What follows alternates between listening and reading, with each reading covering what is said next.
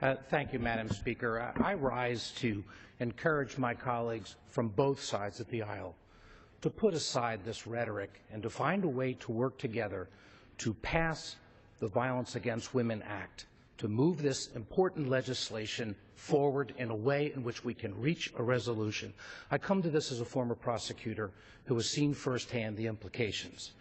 Come to give voice to people who do not have an opportunity to speak for themselves, because one of the things that we realize is that a woman will be victimized 12 times, beaten 12 times before she has the courage to come forward to speak to somebody who needs to be there to be able to help give them a sense of comfort and dignity to be able to retain control over the circumstances. The Violence Against Women Act enables the kinds of resources to be there to have the trained personnel who can make a difference. I had a chance to visit SANE nurses who work in emergency wards, giving victims of rape the dignity to be able to do an examination in the privacy of a room as opposed to being violated a second time out in a public space in an emergency ward, to reduce the time they have to spend for that examination from 13 hours after a rape to 2 hours to be able to collect the evidence and to help that victim to be able to make their case, if they so choose, in court.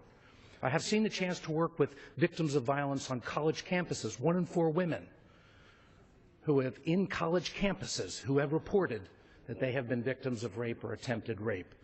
So unquestionably, we must find a way to pass the Violence Against Women Act. In the same way, we must reduce the rhetoric and the misrepresentations and the shameful misrepresentations on both sides about the good intentions to try to do this. There are differences of opinion in small areas. We must find a way to get over those.